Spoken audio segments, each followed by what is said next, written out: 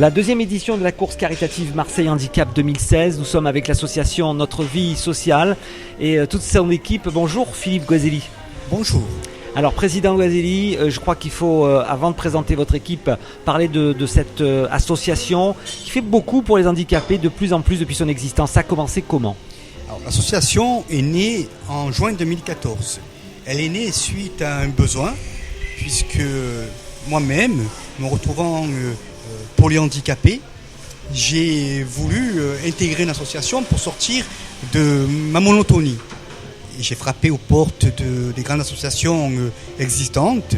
Et quand j'ai vu les tarifs proposés et les revenus que j'avais, il y avait une adéquation entre l'offre et la demande.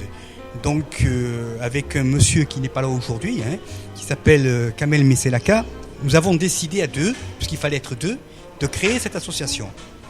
Et là, notre vie sociale est née. Elle est née parce qu'il y a des besoins réels administrativement, que ce soit pour l'accessibilité par rapport à la loi de 2005, mais pas seulement. Les gens restent ancrés sur une loi de 2005, mais la première loi, quand on a parlé d'accessibilité, ça date de Jules Ferry. Donc il faut remonter très très loin pour parler du handicap. Et quand on voit aujourd'hui comment c'est desservi et combien on bafoue nos droits, il était inévitable de créer cette association. D'accord. Alors quand on parle de droit, il y a beaucoup de choses qui rentrent en jeu. On parle d'argent, on parle également de le pratique pour les handicapés partout. Alors Marseille, c'est pas trop mal. Il y a encore à faire. Il y a pas mal qui a été fait. Alors comme j'ai pour habitude de dire, si on voit la bouteille à moitié vide, on est pessimiste. Moi, je la vois aux trois quarts pleine. Pourquoi ? Tout simplement parce que, effectivement, Marseille n'est pas très bien classé au niveau de l'accessibilité. L'hypercentre est accessible. Au niveau des grands axes comme le Prado et autres, c'est accessible. Les vieux quartiers, c'est pas praticable. Et je ne pense pas que le fait que ce soit classé historique, on ne puisse pas casser un trottoir à 2 cm pour permettre à un fauteuil de passer. Alors, donc on va parler également des revenus des handicapés. Vous suivez ça de très près, ces dossiers très près. Alors, c'est très problématique, puisque quand on a un accident de la vie, et que du jour au lendemain, on se retrouve soit en fauteuil, soit avec une canne et un handicap lourd, ou simplement, quand on a une sclérose en plaques, ce qui est un handicap invisible, il ne faut pas les oublier, c'est aussi important. On a une pension d'invalidité qui est minime, qui est d'une hauteur à peu près de 500 €, et un complément d'AAH qui, lui, est de 200 et quelques euros. Qu'est-ce qu'on fait avec 700 ou 800 € par mois ? Donc nous allons là saisir le député de notre circonscription pour lui demander de faire voter une motion de censure de manière à ce que la AH soit donnée sans condition de ressources. Alors tout ça c'est difficile, il faut faire vivre tout ça, tous ces dossiers, et vous avez besoin d'une équipe. Alors là, sur l'opération de la deuxième édition de la course, vous avez du monde, du beau monde, donc je vous demande de nous présenter les gens qui sont avec nous aujourd'hui. Alors, tout d'abord, mademoiselle Romane Venier. Romane, au-delà d'être très belle, elle est Miss Prestige Provence 2014, deuxième dauphine à l'élection 2015, marraine de l'association, très investie dans tout ce que l'on fait, mais bien au-delà, puisqu'elle soutient tous les projets caritatifs qui ont un attrait particulier. Aux côtés de Romane, nous avons Karim Tabé, qui est Monsieur Sport, c'est le directeur sportif de l'association. C'est avec lui sur lequel on se penche pour monter les événements sportifs. À ma droite, nous avons Emmanuel Courtois, qui est le secrétaire général de l'association, qui est la personne responsable, qui chaperonne un peu tout ça et qui veille à ce que tout soit mis en place et s'emboîte normalement. Alors Président, on va dans quelques instants parler dans la deuxième partie de l'édition de cette année. Juste un petit mot sur l'édition précédente. Je crois que ça a été les premiers grands moments de l'association. Alors oui, effectivement. Quand nous avons créé la première édition, on a eu une idée folle, effectivement, de faire une course sur Marseille. Alors on nous a dit à l'Algernon, il y a la course de nuit pour les aveugles et autres, mais pourquoi pas un autre événement qui parlerait du handicap. Et aujourd'hui, je peux être fier de dire que nous sommes pratiquement les seuls à reverser de l'argent à d'autres associations pour les aider dans des besoins comme le cancer pédiatrique ou aménager des locaux d'accessibilité ou acheter du matériel, etc., etc. C'est avec ce genre d'événement que vous allez réussir à un petit peu rentrer de l'argent. Complètement. Enfin, on espère. Très, très humblement, on va dire que plus les gens se sentiront concernés par cet événement, et plus effectivement on pourra mettre le handicap en avant, et ça fera effectivement rentrer de l'argent au niveau de l'association.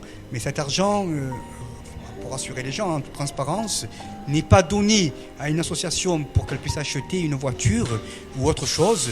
Elle est donnée d'abord pour aider, comme je le disais précédemment, d'autres associations, mais également financer des projets, puisque nous avons des projets de Disney pour pouvoir emmener des personnes handicapées. Nous avons des projets de vacances où on identifierait des besoins avec des équipes spécialisées sur des personnes en situation de handicap, qu'ils soient récents ou anciens. Et voilà, donc effectivement, pour cela, il faut que les gens se sentent concernés. Donc on parlait d'une équipe, mais cette fois-ci on va faire parler les gens qui sont là autour de nous. Avec plaisir. Et on va parler avec Romane. Alors Romane, donc vous êtes une Miss, hein, c'est vrai. Vous avez décidé d'aider l'association. Alors quelles sont vos motivations ? Alors pour la petite histoire, un jour je faisais la belle en mairie de Bagatelle et je suis tombée sur Philippe. Philippe qui m'avait demandé à ce moment, je pense, d'être marraine donc de la première édition. Vous l'avez vu avant de me voir moi. J'ai pas pu lui dire non, j'ai pas osé, j'aurais bien voulu mais j'ai pas osé. Pas pu. Et depuis, j'ose toujours pas lui dire non, donc dès qu'il m'appelle, je dis oui. Alors Romane, donc vous servez un petit peu de cette image que vous véhiculez pour aider l'association. Ça vous apporte autant, j'ai l'impression, que ça apporte aux handicapés à vous. Je pense qu'aujourd'hui, on est dans une société où on peut plus se contenter de vivre pour soi et donner aux autres, c'est essentiel. Je le vois, quand je rencontre mes candidates, toutes mes Miss, elles sont contentes. Aujourd'hui, on va participer donc en faisant l'élection de Miss Élégance Bouches du Rhône 2016, le 5 juin sur l'esplanade du MUSEM. Toutes les candidates sont ravies elles sont plus là juste pour se montrer et pour être élies la plus belle. Elles sont là pour participer à un engagement, pour montrer qu'elles aussi, elles veulent donner. Et c'est ça qui est beau. Et je souhaite véhiculer ça à travers ce que je fais, voilà. En tout cas, le président il a l'air très satisfait de vous avoir à ses côtés. Mais complètement. Alors je pense qu'on va interviewer encore vos invités. Karim, lui... Alors Karim Tabé, c'est le directeur sportif de l'association, peut-être, je sais pas, ça dépend des jours. Alors, voilà, non, en étant très sérieux, c'est la personne avec qui on fonde ces projets, donc il donne son avis, il est attentif à ce que le sport soit bien mis en avant, puisque c'est un athlète haltérophile. Alors justement, Karim, vous vous occupez du sport dans l'association. Les handicapés font du sport, il y a plusieurs façons de faire du sport. Vous, quelle est votre activité ? Moi, je pratique l'haltérophilie, un handisport. D'accord, et vous suivez d'autres personnes qui ont aussi des difficultés pour faire du sport ? Vous avez d'autres personnes avec vous ? Non, pas pour l'instant. D'accord. Mon but, c'est de créer un club handisport d'haltérophilie sur Marseille, parce qu'il n'y a rien sur Marseille. Et une autre personne également qu'il faut présenter pour cette entrevue, c'est Julia, mais elle est derrière nous, mais on va la voir sur une photo. Effectivement, Julia est la directrice de la communication, mais en même temps la touche féminisme. Et tout comme Romane, leur jeunesse apporte une impulsion et une volonté d'aller vraiment plus loin. Et puis votre dernier invité, on va dire, mais pas les moindres. Alors, le dernier invité, c'est Emmanuel Courtois, qui est le secrétaire général de l'association. C'est la personne qui veille à ce que l'association fonctionne bien. Alors Emmanuel, vous aussi, depuis cette jeunesse que vous avez, qu'est-ce que ça vous apporte de pouvoir aider comme ça ? Alors moi j'ai rencontré Philippe aussi, je dirais un peu comme Romane. J'ai pas réussi à lui dire non, c'est-à-dire que ayant toujours travaillé avec des personnes handicapées, j'ai découvert Philippe et l'idée c'était de l'accompagner alors d'abord dans la rédaction et la correction de projet. Et puis petit à petit, mon travail a pris plus d'ampleur et aujourd'hui je suis à ses côtés à chaque fois qu'il faut aller défendre un projet, rencontrer les élus pour mettre en avant le handicap, etc. Donc c'est un combat tous les jours et il ne se passe pas un jour avec Philippe. On s'appelle tous les jours, on travaille tous les jours. Alors il y a des moments aussi, vous voyez, où on sait bien sûr, il y a la bonne humeur. Voilà, la bonne humeur, c'est important. Voilà, alors justement, moi je voulais savoir un petit peu, pour cette deuxième édition, vous êtes arrivé là sur la deuxième édition, vous, quel est un petit peu votre rôle ? Qu'est-ce que vous allez gérer, vous, dans cette partie très difficile d'organiser la course ? Eh bien oui, c'est très difficile d'organiser la course, mais aujourd'hui, pendant la course, je serai là pour aider à ce que le fil conducteur se passe bien. Mais notre travail, il est surtout aujourd'hui, surtout en amont, voilà, pour organiser, pour mettre bien en place les pièces, toutes les pièces du puzzle. Et c'est vraiment pas une chose évidente. Et je dois dire que Philippe se bat vraiment malgré ses difficultés, malgré son handicap qui prend beaucoup de place dans sa vie. Il se bat sans arrêt. Alors, et donc c'est très pour moi, c'est même pas. C'est vraiment, c'est plus qu'un plaisir en fait. Philippe, c'est plus que mon président d'association. Bien sûr, on l'avait compris. Voilà. On l'avait compris. Alors justement, Philippe, il aime pas tellement qu'on parle de lui. On va parler de la course, l'organisation. Alors, dites-nous en quelques mots où ça va se passer, comment ça va se passer. Alors, ça va se passer le 5 juin 2016 sur la promenade Robert Laffont au Mucem. L'événement va démarrer dès le matin à 9h30. Avec des artistes qui vont commencer à mettre le feu à Marseille, parce que le but est de mettre le feu à Marseille. Ensuite, il va y avoir la course. Alors, on ne va pas donner les détails croustillants, parce qu'on a plein de surprises pour les Marseillaises et Marseillais, mais pas seulement. Pour toutes les personnes qui voudront rejoindre cet élan de partage et de solidarité, c'est vraiment quelque chose qui nous tient à cœur, même si j'entends aujourd'hui que je suis un bourreau et que je torture les gens qui sont avec moi. Mais bon, j'ai bien entendu le message. Alors, si j'ai bien compris, Philippe, on vient, qu'on soit handicapé ou pas. C'est important. En fait, nous sommes vraiment dans le partage et dans la solidarité. Cet événement a été créé de manière à expliquer aux gens, puisque si on manifeste sur les fenêtres du préfet ou de M. Gaudin ou autre, c'est une manifestation qui est dure, c'est une agression. Alors que si on identifie les besoins autrement, en disant voilà, vous voyez, nous sommes là aujourd'hui, on manifeste dans la bonne humeur et dans le partage, mais pensez à nous quand même demain, parce que si vous vous garez mal, si vous faites n'importe quoi, si vous ouvrez une portière sans faire attention, c'est pareil pour les deux roues, vous ouvrez une portière, vous envoyez une moto en l'air. Mais un fauteuil, c'est la même chose, mais pas seulement. Quand on parle d'accessibilité, on va parler d'une maman avec une poussette qui ne pourra pas traverser, un enfant petit qui va être coincé parce qu'il n'a pas de visibilité. L'accessibilité, elle touche tout le monde, et pas spécialement le handicap. Donc c'est 10 € qu'on va mettre, nous les valides et les non-valides, vont aider à faire tous vos projets, tout ça, ça va vous aider, mais il faut du monde, il faut beaucoup de monde. Enfin, pour nous, l'idéal, ça serait d'avoir 3000 participants. Ça serait vraiment la cerise sur le gâteau. Au-delà, non, parce qu'après, il faut quand même être raisonnable. Il y a quand même des mesures de sécurité qu'il faut prendre. Et il faut savoir que pour 3000 participants, ça fait 6000 personnes sur un village.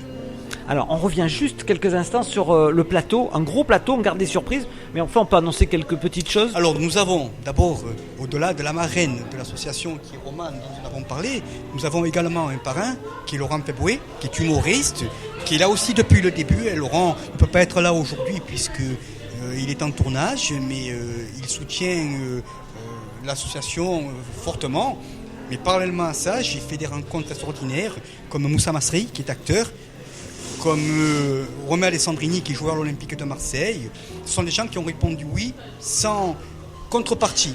Ils sont présents pour un événement et pas pour leur personnalité. Ils la mettent là. Il y a également des gens comme Ziz, comme Marianne Néry, Martine Mallory, comme Jérémy Sportouche, qui est boxeur professionnel. Nous avons des grands noms qui viennent au fur et à mesure. Chaque semaine, on dévoilera un peu plus que ce plateau-là. Il ne faut pas oublier quand même qu'il y a une élection en fin de journée. Nous avons une personne qu'on n'a pas nommée, qui est importante aussi dans l'association. C'est Digibart. C'est le monsieur fil conducteur. C'est lui qui va rassembler tous les artistes pour un ordre de passage. C'est très important. Sans lui, il n'y a pas d'événement.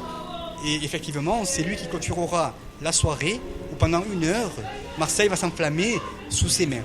Président Goiseli, Philippe, on va conclure.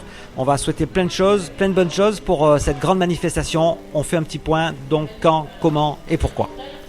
Alors quand? Ça sera le dimanche 5 juin. Ça sera sur l'esplanade du Mucem de 9h30 à 20h. Et il faut venir s'inscrire. Alors c'est très simple. Envoyez un mail à l'association.notrevie-sociale tout en attaché @laposte.net. Et à partir de là, effectivement, on envoie un dossier d'inscription et on accueille les gens. Alors, on va répéter l'adresse, je crois qu'il faut la dire 2 fois, c'est important. L'adresse pour s'inscrire, alors c'est 10 € pour participer à la course. Ça nous ouvre après toute la journée, parce qu'il n'y a pas que la course. Et l'association, c'est association.notrevillesociale@laposte.net. Voilà. Roman, un appel à toutes les Miss de partout, je crois, pour qu'on vienne nombreux pour aider l'association. Les Miss Vedettes d'ailleurs courront la course le matin et nos candidates seront là pour donner boissons et fruits aux coureurs de la course. Venez nombreux. Vous faites du sport dans la vie ? Je fais du sport dans la vie. Ça se voit. Merci de votre participation, Roman. Président Gazeli, quoi dire d'autre que plein de bonnes choses pour cette belle initiative ? Venez nombreux, on vous attend. Merci à tous. Merci.